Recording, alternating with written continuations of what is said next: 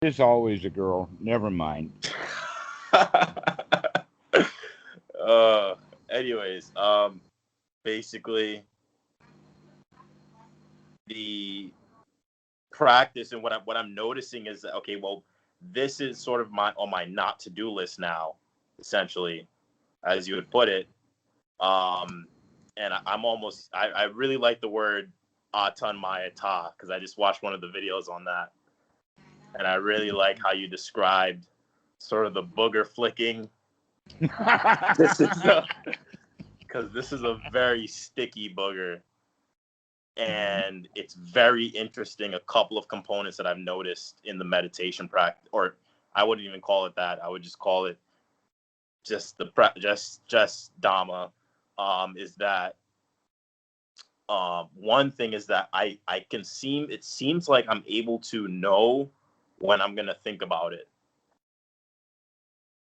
You know what I mean? Yes, I do. Like I can sense it coming on. It might be in the feeling component is coming on first or something like that, or maybe I'm connecting a pattern before the actual like verbal thought has come out, but I can sense it, and at that point is when I'm um gladdening the mind and flicking that booger off as hard as I can essentially, Mm-hmm. and trying to keep the mind clean in that way, which has been surprisingly like successful, I think. um Oh, really? or Well, like, that's quite different from you were just talking about a wild ride. So, which is it? well, it Wildest is a successful or a wild ride? it's a yeah, it is, because at the same time it's I would say it's also kind of a binary ride, wherein if I'm taking a break or close my if I rest my eyes for a moment, you know, Mm-hmm. go to watch a YouTube video and see something that reminds me of the situation, and I'm not guarded. It only takes about a thought, just one thought, to get me running, like really almost folded over, and like a full 100 gallons of adrenaline pumped in. It only takes like one quick thought to get that Yeah, going, it seems like. that's what we would call a mind moment. And basically, it would say the mind moment would be seeing what it is that causes panic.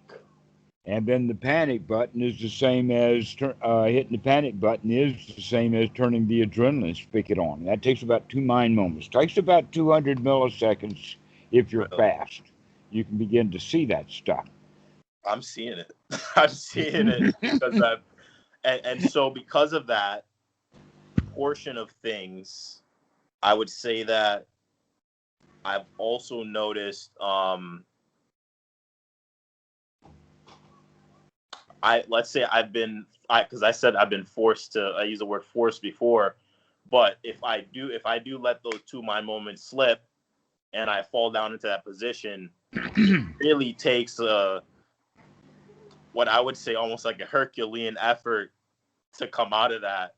Mm-hmm. But and so like I just remember I could recall to one period of time where it's just like I really like, wow, how like I was good a minute ago and now I'm not, and then I just said like this is really like really bad. But um what I kind of did was in one of those situations where I wasn't able to flick it off because it was just probably just too sticky at that point, was just start like I just located it in the body. I just tried locating it and I tried like breathing into it. And then I did what you kind of do when you talk about pain, which is just to look at it like a sensation. Mm-hmm. And I tried to, and then I said, what if I were to try to like this like crippling sensation right now? What if I try to like it and enjoy it, and maybe it's not so bad? And Mm-hmm. and then if I come to that point, it seems to lighten the weight that needs to be lifted, because I'm saying that this is okay, that it feels like that, and then I'm saying everything is okay, and then before you know it, I'm feeling okay. Is how I put it. That's kind of a way of sort of climbing out of the ditch when I do slip into the ditch in that way.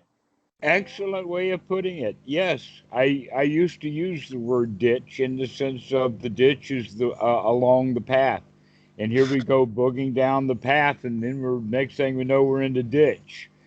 How do Yeah. we climb out of the ditch? You just named the little methods of it. That's really great. How do Yeah. you get yourself out of that ditch? Mm-hmm. Yeah. Hmm. I guess so. Like the smaller ones when you could just flick it off with like, aha, Mara, I see you. That's kind of like maybe just like tripping a little bit or something like that, along the path. Stuff. But practicing that in the beginning when it's still a toy, you can easily begin to make the really little things a toy. Okay, and so the little kid here is taking his little toy truck and he's going zoom, zoom, zoom, and he's controlling it, but the kid gets freaked out when it's a real truck, right? Like loss of a girlfriend is now a real truck. Okay, well, guess what? You can do with that the same thing that you were doing with the little things. You got to Yeah. take the effort though to flick it off. Yeah. I mean, it's the unremitting nature of that truck that you're describing there is forcing me to kind of have the unremitting nature of my own sati. Uh huh. Because if I don't, then it's gonna get me.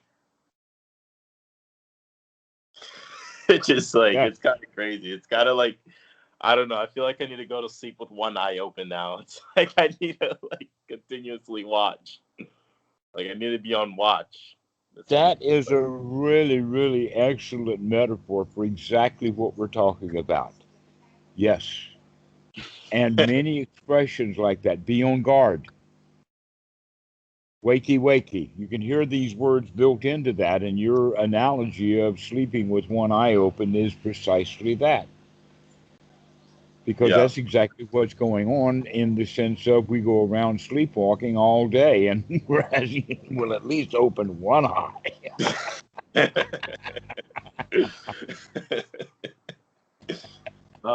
Yeah. Yeah, it's pretty interesting. It was funny too because one of my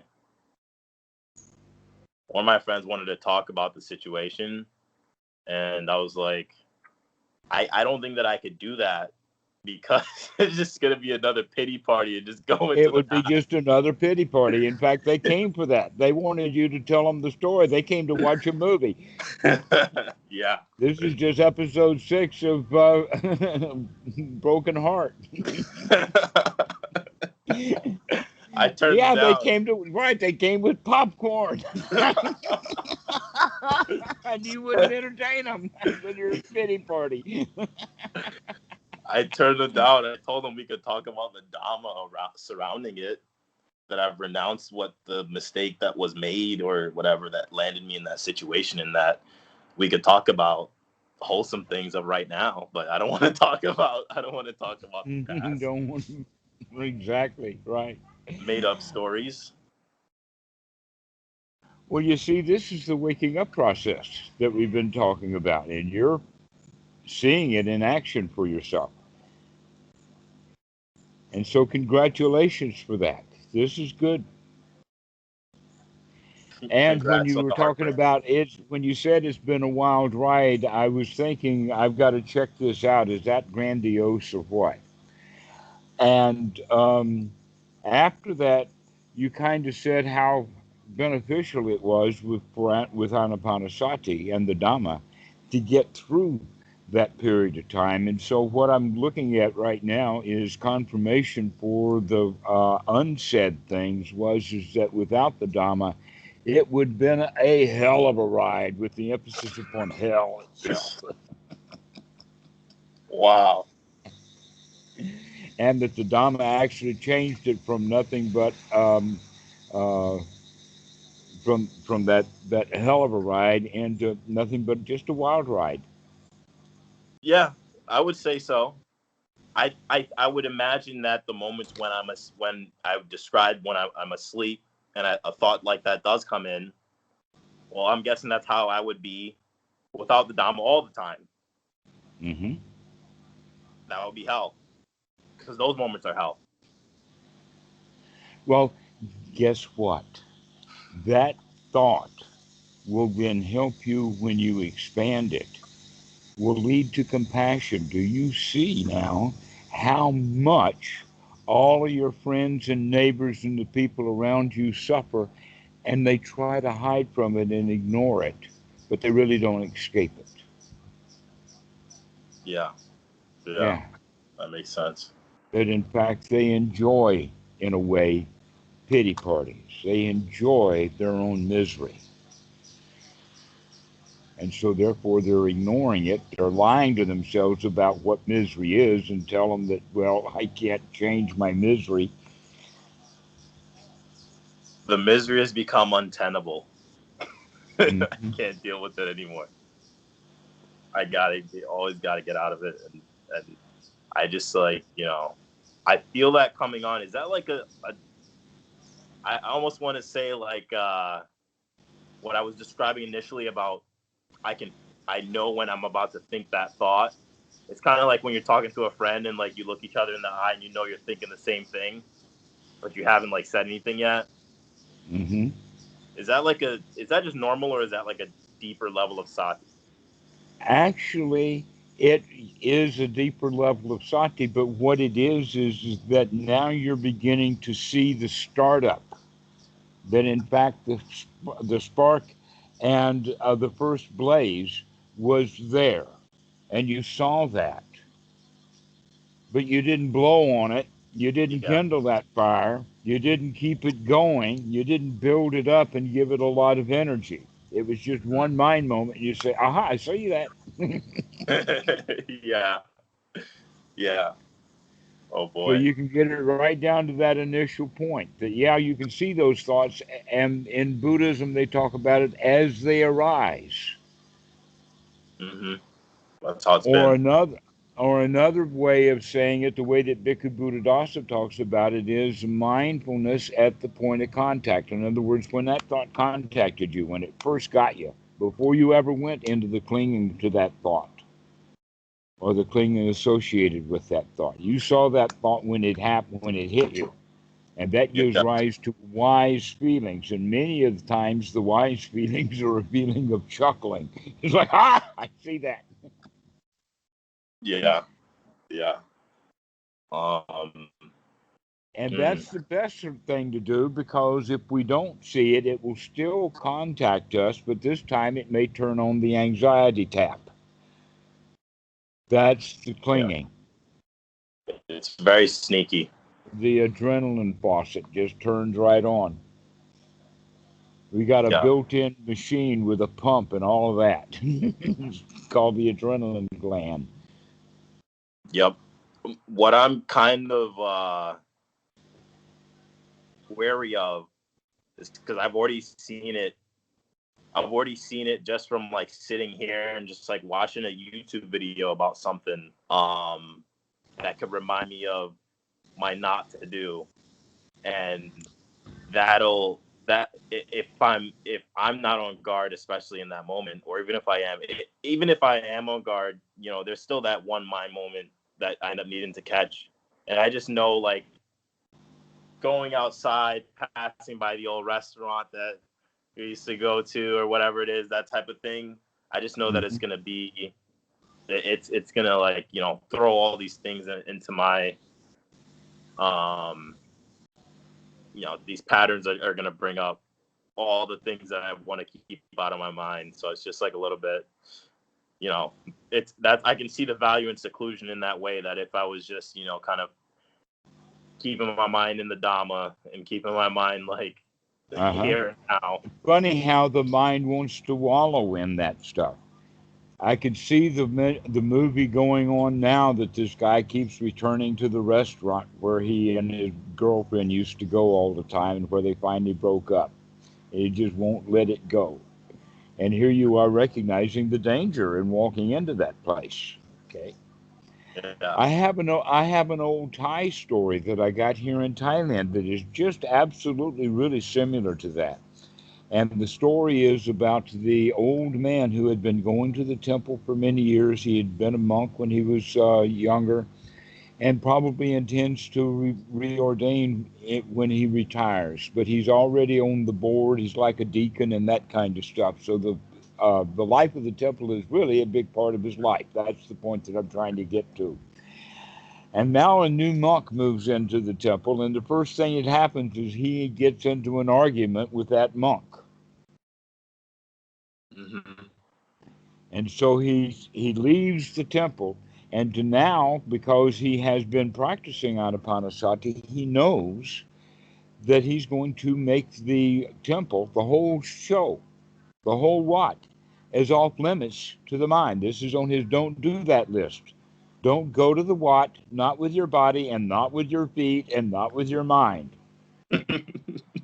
Don't go there. Yeah. Yeah. All right? Get over that for a while. Let that cool off. Let that rest until it's finally over. And then he can go happily back to that. And it doesn't. And now the what doesn't mean anything, or it means what it did in the old days before that argument happened.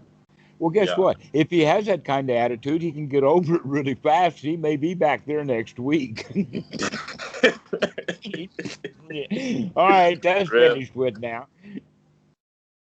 If you but really that's stay the out way of that it, we deal with it. Is we get it out of the mind. We get rid of it. We let it be really old stuff. We already, in fact, because we put it on the don't go there list, we don't go there anymore. Yeah. This is the first time that and I just have two comments on that kind of. One is that, as you said, like, as the time goes by, it's not going to be as hot anymore. It's going to cool off. And I noticed that too. Like, I could think about older exes and things like that, and there's no, like, it doesn't really bother me. There's no end to it. I bet you can come up with 10 or 20 tragedies if you sit there with a piece of paper trying to write down the major tragedies you've had in your life, the ways you really screwed up, the time you got fired, the time you threw up on your boss, the time you brought snot on the girl. I mean, there's just so many of them. Tragedy after one after another after another. Or we can stay out of that and recognize, hey, that was a different person at a different time, and he survived. You can too. Yeah. Use all of that stuff as stuff that's just on your to-do list. You just don't do that stuff anymore. I don't have to worry about that I did it once, because it's not me now that did it then. That was a different person. I grew up. Not a child anymore. Yeah. I think I was There's anatta in full display right there, is to do that with our past momentarily. I am not that happened in the past. That's not me. Yeah.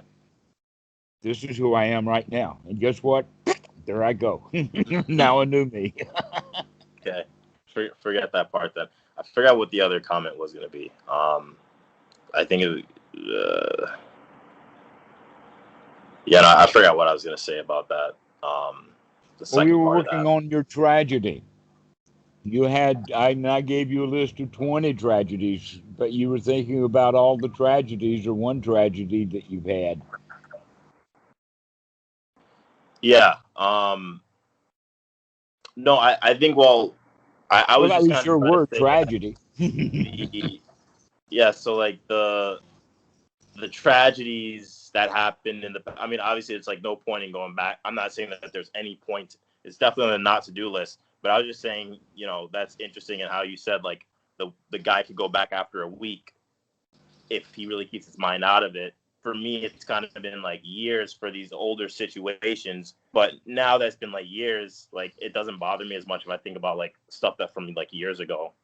But you still rather not think about it. Well, the only reason why it still bothers you now is because it's been bothering you from time to time all along.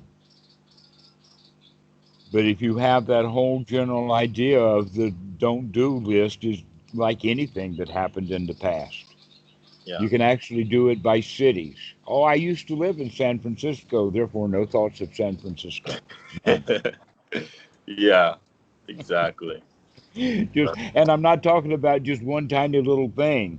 It's because if I go in that vicinity, I'll fall into that hole, and I know that. So I'm just going to block the whole show off. because I don't need hardly anything that happened in the past. This present moment is just fine. Thank you very much. It's dangerous there. It is dangerous to go into the past. It's a high crime rate in that area of town. Stay Right, I know I'm the number one criminal. Yeah. Yeah. Wow. Yeah. There was a point I had made notes, but I can't even look at it now because it's on my phone. But sorry, you go ahead. No, go ahead. You're here. Um.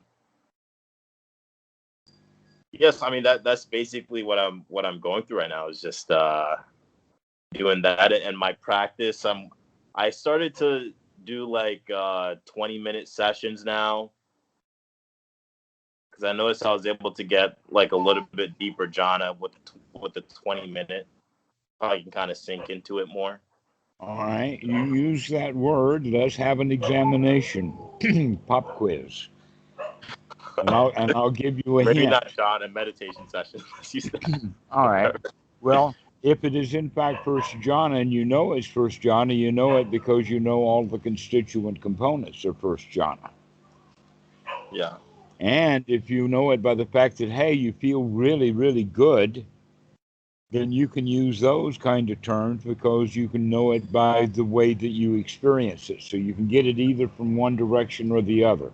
You can either come out of experience into the knowledge of this is first jhana, or you can take with the knowledge of first jhana and all its components, make them, collect them, build them up, and now you've got first jhana. These are the two ways to do it. Can you say I that work with again? both ways to the middle. I don't think I followed that one. You might All have to right, repeat it. I'll say it again. Yeah. We can either start with the word jhana, Yeah. investigate it, get it all its constituent components, find out what each component actually is, and then build those things up so that you have jhana. Because you know what you were looking for in the first place, and there you developed it, there you found it, you brought those factors together, and the factoring those five factors coming together is first jhana. Okay, Okay. that's one approach. The second approach is to just practice anapanasati to the point that you feel really good. Yeah. And then you can say, okay, within that feeling of what I've got now, I also experience the feeling of well being, the feeling of success, the feeling of happiness, the feeling of fearlessness. And my mind is sharp and awake, and I know what's going on, and I feel really good about it. And Yeah. so there I have just discovered within myself that I have already created the five factors. And so now I can say, all right, those five factors that I have created can now have the application or applied with a bow of the name jhana. I think that's the one that I'm doing because what I actually do is just, sit down and then start talking myself into feeling good. I start like just saying breathing in, I feel really, really good, and breathing out, I relax, and go with that and go with safety and security, that kind of thing. And then I'm doing the deep breathing. So, and just That's what remembering on that's each breath. And that's then, the easy yeah, way to do it. And it's also what Bhikkhu Buddhadasa would call the natural method. If you get mm, into it and then somebody will tell you, yeah, you've got all of those components, or you can understand for yourself, yeah, this is it. Right. Okay. So now I experience this. And if this is not first jhana, then whatever first jhana is, I don't need it because I like this. yeah, yeah, Okay. And so that's the way of going with it, is through the experience of it, as opposed to the organized method where we talk about all the components and getting them together and developing them uh, one at a time in order until we know that we've got the group together, and then we can check because we got the checkoff list. I've got all of them. Now I can go back to the original frame of reference of I've got that jhana that I was looking for. That's the organized way. Is start with jhana, break it into the components, develop the components, and then place the components together, and now you've got what you were planning on doing. Well, I actually That's not the natural method. That's the organized method. That's maybe not I the have a way that I mix. would recommend. Yeah. Okay. Maybe I have a misunderstanding of like what the jhana, like in that organized method, what that actually is, because the way I look at it is that the jhana factors, they kind of are the same thing as anapanasati when I kind of look at it. I don't know. Absolutely. Absolutely. By the steps, each and every one of the aspects of the first jhana are in one of, or a combination of, the steps of anapanasati. The whole Mm-hmm. show Yep. is right there. The two that give it away is sati, excuse me, is Sukha. piti and sukha. Right. Mm-hmm. But then you can begin to see the other. You cannot have the piti and the sukha unless you can gladden the mind by throwing the hindrances out. So the Exactly. throwing the yeah, exactly. So it fits right together. Just the anapanasati practice is the practice of first Yeah. jhana, the Yeah. natural method. Yeah. Mm. I think what the question I was maybe gonna ask was about, am I leaving something on the table? Should I be, because I was looking at I'm just thinking about like my Oh, whole you're talking about how do practice. you deal with that new dissatisfaction? I'm leaving something on the table. No, no, In no. other I'm just words, saying. my success is really success, but it's not as good as it could be. I'm just a little bit Yeah. dissatisfied with my satisfaction here. Yeah. I guess that's what I'm doing. Yeah, you're right. Yeah. Well, that Yeah. has to be noticed so that you can deal with that one too. You can say, I see you dissatisfaction creeping into my satisfaction, and out you go also. Yeah. And what is this table that something is left on anyway? Out you go too. Not just what I left on the table, but the table goes. Yeah. Wow. And I'm okay. I'm good. This is it. We go for that state of satisfaction. That's the sukha. Yeah. And Yeah. so that's why it's actually not correctly translated as sensual pleasure. Why do But you say that's that? that. Yeah. Well,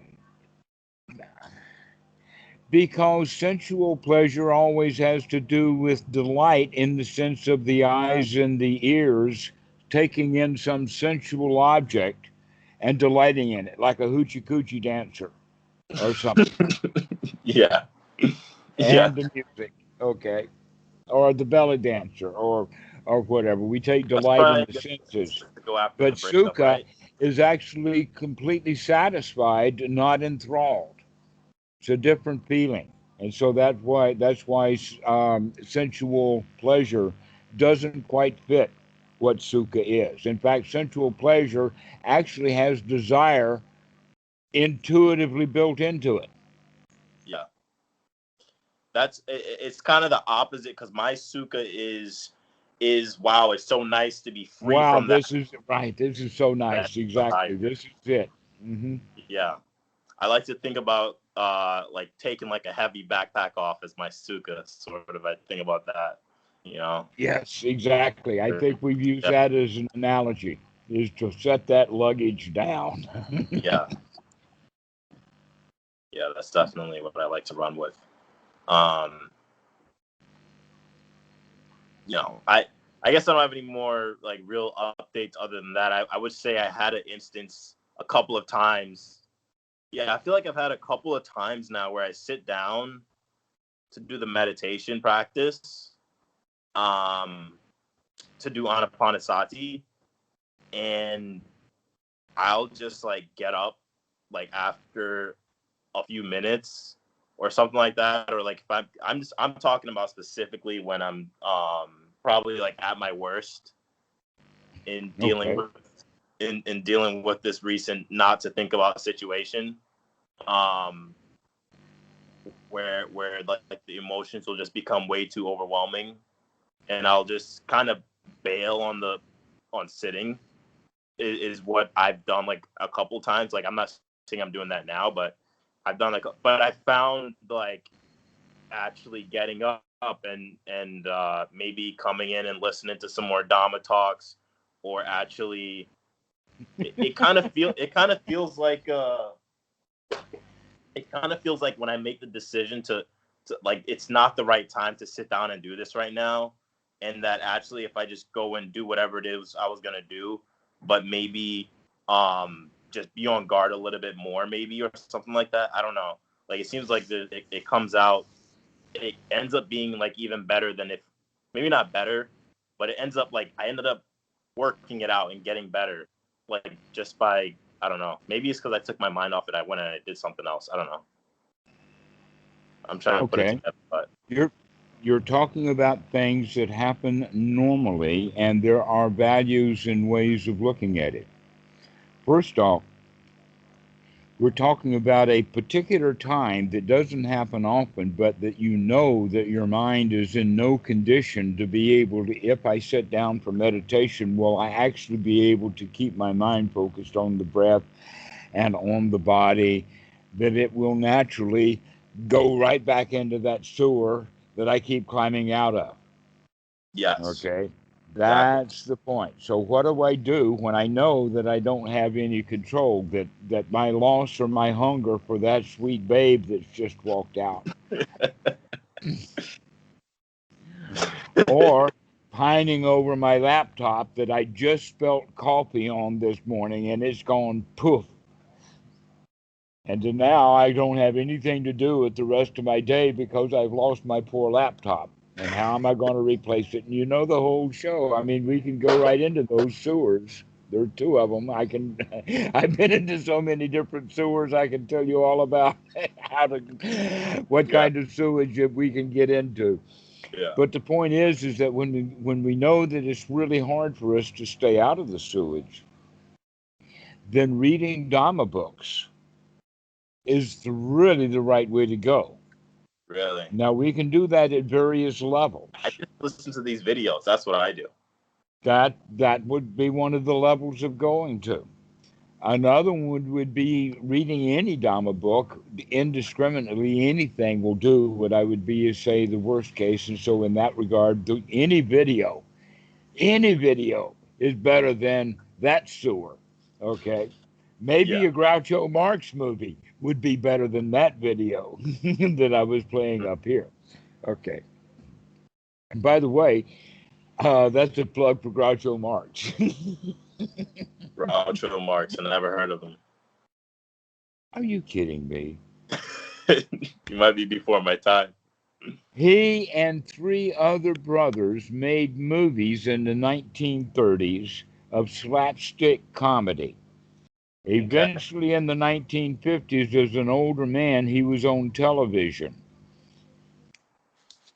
And the movies that he and his brother made are really, really important classics for a variety of reasons. He had Chico, his brother, and Harpo. Harpo Marx actually played the harp, and some of the movies they have him being a concert harpist. Okay, Okay. but Groucho was the comedian. So let's take it away from that, and we'll do Smothers Brothers because that's closer to your birth age in the 1970s, right? But any movie, any slapstick, okay, so Dumb and Dumber, to get our mind off of our problems, it doesn't matter what our entertainment is, so long as we've got our mind off of the problem. I think you've frozen.